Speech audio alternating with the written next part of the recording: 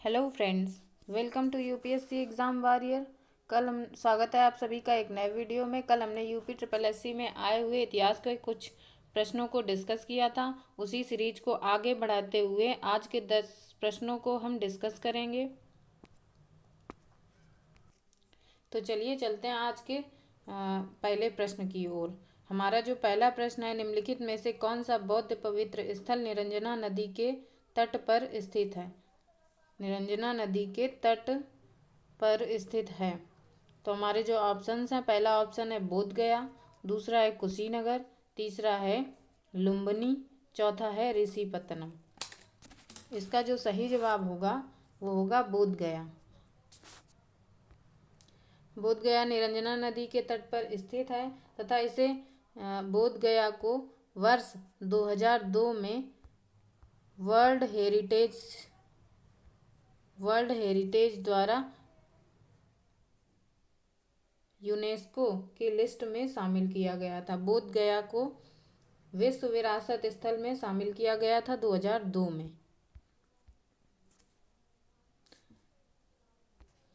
तथा यहीं पर भगवान बुद्ध को ज्ञान की प्राप्ति हुई थी। बोध गया में ही निरंजना नदी के तट पर ही भगवान बुद्ध को ज्ञान की प्राप्ति हुई थी। चलते हैं अपने नेक्स्ट क्वेश्चन की तरफ।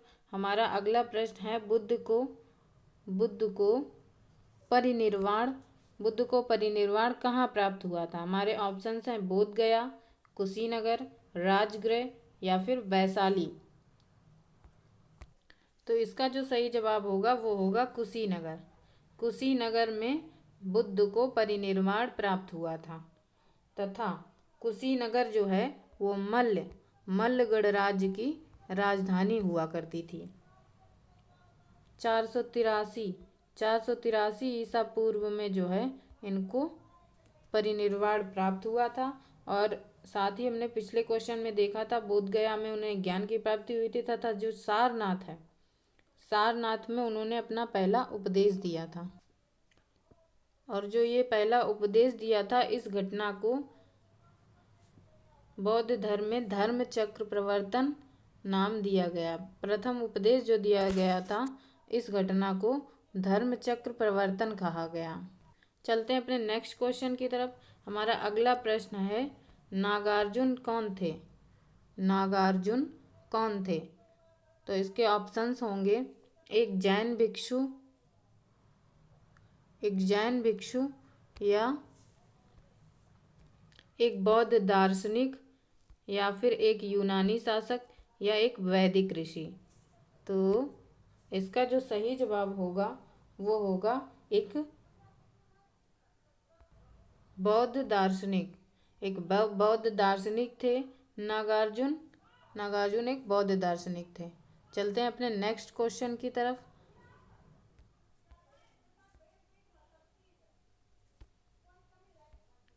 भारत में स्थित इस शहर को यहाँ पे होगा किस शहर को? भारत में स्थित किस शहर को विश्व का सबसे पुराना शहर माना जाता है? हमारे ऑप्शंस हैं कुशीनगर, वाराणसी, आगरा, सारनाथ। तो इसका जो सही जवाब होगा वो होगा वाराणसी। वाराणसी जो है विश्व का सबसे पुराना शहर माना जाता है। वाराणसी विश्व का सबसे पुराना शहर माना जाता है।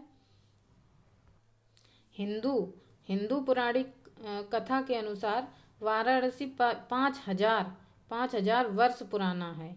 यह विश्व में प्राचीनतम शहर है। और जो है बुद्ध काल में वाराणसी को काशी राज्य की राजधानी थी और वाराणसी को ही काशी हम लोग कहते थे। चलते हैं अपने नेक्स्ट क्वेश्चन की तरफ। हमारा अगला क्वेश्चन है पहले जैन तीर्थंकर कौन थे?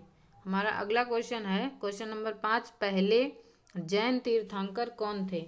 ऑप्शंस हमारे हैं महावीर स्वामी, ऋषभदेव, पारसनाथ। महावीर स्वामी, ऋषभदेव या फिर पारसनाथ। तो इसका जो सही जवाब होगा वो होगा ऋषभदेव। पहले जो ऋषभ पहले महावीर सॉरी पहले जो जैन तीर्थंकर थे वो थे ऋषभदेव।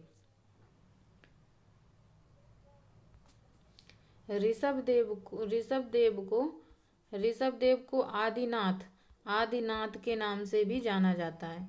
आदिनाथ के नाम से भी जाना जाता है तथा ये जो है जैन धर्म के मूल संस्थापक तथा प्रथम तीर्थंकर माने जाते हैं। जो महावीर स्वामी हैं वो जैन धर्म के 24वें तीर्थंकर हैं तथा जो पार्श्वनाथ हैं वो जैन धर्म के 23वें तीर्थंकर हैं। हमारा जो अगला क्वेश्चन है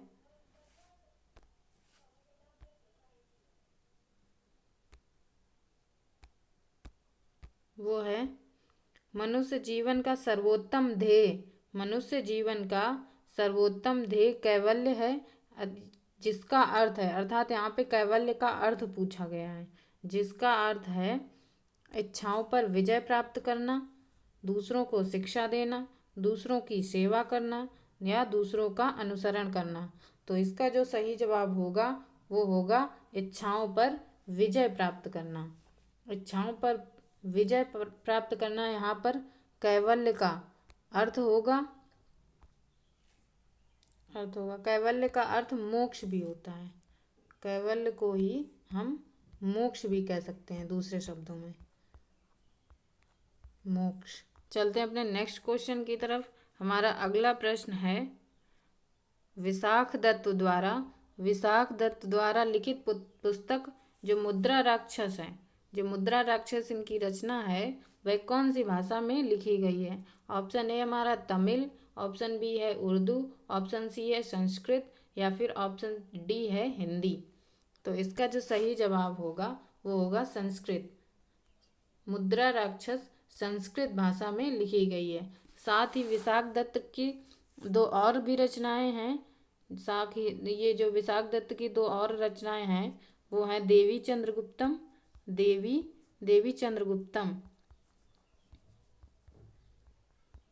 चंद्रगुप्तम और अभिसारिका वंचितक।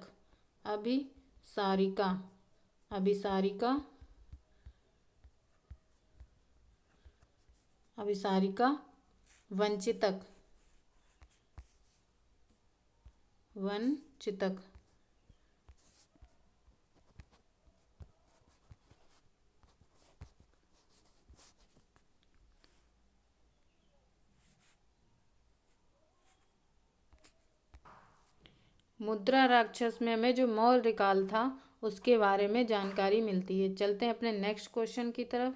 हमारा अगला क्वेश्चन है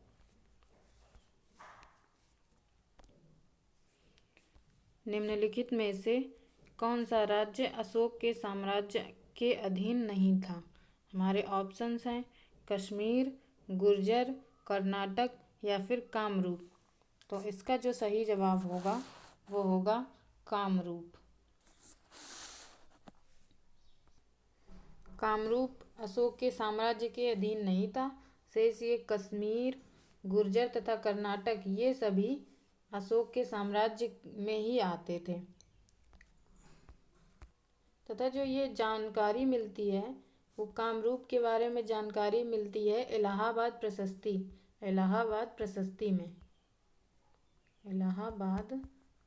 में ये जानकारी मिलती है। तथा जो इलाहाबाद प्रशस्ति है वो हरिसेन द्वारा लिखी गई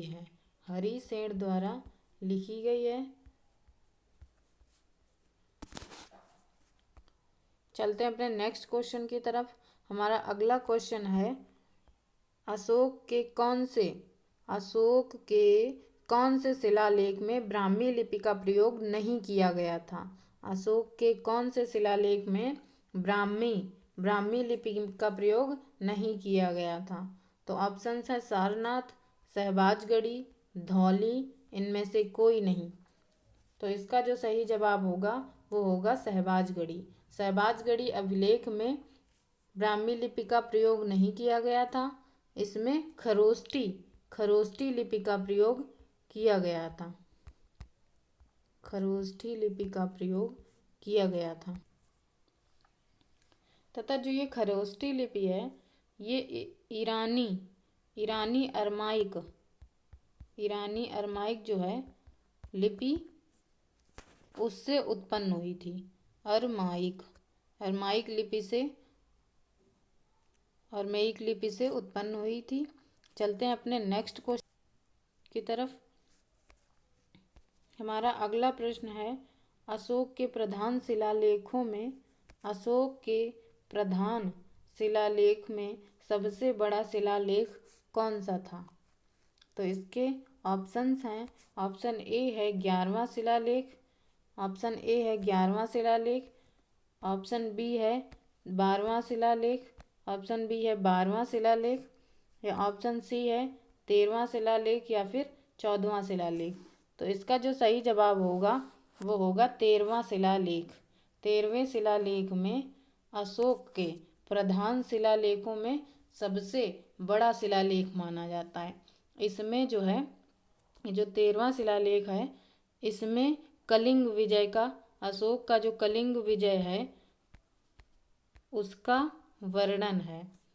13वें शिलालेख में कलिंग विजय का वर्णन है तथा ये जो कलिंग है इसको आज वर्तमान में हम लोग उड़ीसा के नाम से जानते हैं।